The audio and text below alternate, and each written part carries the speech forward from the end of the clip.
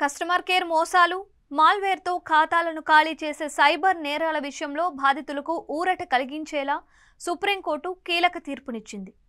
అనుమతి లేని మోసపూరిత ఆన్లైన్ లావాదేవీల కారణంగా తమ ప్రమేయం లేకుండానే ఖాతాలోని డబ్బు పోగొట్టుకున్న బాధితులు 3 రోజుల్లో ఫిర్యాదు చేస్తే బ్యాంకులు పరిహారం ఇవ్వాల్సిందే అని తేల్చి చెప్పింది. అయితే ఆర్బీఐ 2017 జూలై 6వ తేదీన ఇచ్చిన సర్క్యులర్లో పేర్కొన్నట్లుగా బాధితులు 3 రోజుల్లో ఫిర్యాదు చేస్తే థర్డ్ పార్టీ యాప్, వ్యక్తుల ద్వారా జరిగే మోసాల విషయంలోనూ బాధితులకు ఊరట కలిగించాల్సిన బాధ్యత బ్యాంకులదే అని స్పష్టం చేసింది. గువాహటికి చెందిన వల్లభ్ భౌమిక్ అనే బాధితుడి విషయంలో justice J B Pardiwala, justice R మహదేవన్ల ధర్మాసనం ఈ మేరకు తీర్పునిచ్చింది. కేసు పూర్వపరాల్లోకి వెళితే బాధితుడు 2021లో ప్రపంచ దిగ్గజ గార్మెంట్ సంస్థ లూయి ఫిలిప్ నుంచి 4,000 వెచ్చించి ఓ బ్లేజర్ అయితే కొనుగోలు చేశాడు.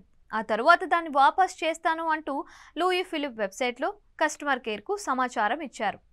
తనకు 4,000 రూపాయలను వెనక్కి ఇవ్వాలని కోరారు. అయితే 2021లో లూయి ఫిలిప్ వెబ్సైట్ హ్యాకింగ్కు గురై ఆ సైట్ నియంత్రణ హ్యాకర్ల చేతిలోకి వెళ్లిపోయింది. వెబ్సైట్లో కస్టమర్ కేర్ను సంప్రదించినట్లు బాధితుడు భావించినా దీన్ని సైబర్ నేరగాళ్లు అవకాశంగా మలుచుకొని లూయి ఫిలిప్ మేనేజర్ పేరుతో ఫోన్ చేశాడు. తప్పకుండా మీ సొమ్మును మీకు తిరిగి ఇస్తాం, అయితే మేము పంపే లింకు ద్వారా యాప్ను ఇన్స్టాల్ చేసుకోవాలి అని సూచించారు. బాధితుడు ఆ యాప్ను ఇన్స్టాల్ చేయగానే అతని ఎస్బీఐ ఖాతాలో ఉన్న 94,204 రూపాయలు గూగుల్ పే ద్వారా సైబర్ నేరగాళ్ల ఖాతాకు బదిలీ అయింది.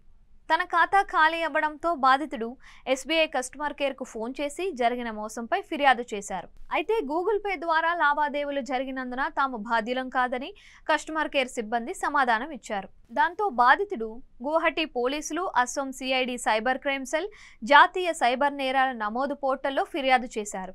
ఆర్బీఐ అంబుడ్స్మన్ను సంప్రదించినా న్యాయం జరగకపోవడంతో గువాహటి హైకోర్టును ఆశ్రయించాడు.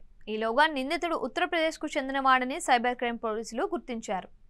నేరం జరిగిన 24 గంటలలోనే బాధితుడు ఫిర్యాదు చేశారని, ఎస్బీఐదే లోపమని హైకోర్టు సింగిల్ బెంచ్ స్పష్టం చేసింది. అతను కోల్పోయిన 94,204 రూపాయలు తిరిగి ఇచ్చేయాలని తీర్పునిచ్చింది. ఆ తీర్పుపై ఎస్బీఐ డివిజన్ బెంచ్ను ఆశ్రయించింది. బాధితుడు గూగుల్ పే ద్వారా డబ్బును బదిలీ చేశాడని, అతనికి ఓటీపీ కూడా వచ్చిందని బ్యాంకు తరపు న్యాయవాదులు వాదనను వినిపించారు. అయితే బాధితుడి పక్షానే న్యాయం ఉండడంతో ఎస్బీఐ సుప్రీంకోర్టులో అప్పీలు చేసింది.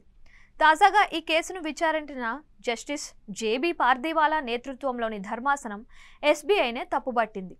ఎస్బీఐ వద్ద అధునాతన సాంకేతికత ఉంటుంది.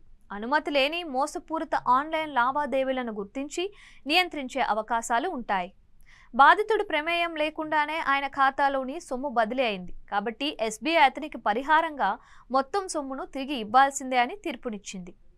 అదే సమయంలో బ్యాంకు ఖాతాదారులు కూడా సైబర్ నేరాల పట్ల అప్రమత్తంగా ఉండాలని సూచించింది. ఓటీపీని ఇతరులకు చెప్పినా, నిర్లక్ష్యంగా వ్యవహరించినా ఖాతాదారులదే బాధ్యత అని హెచ్చరించింది.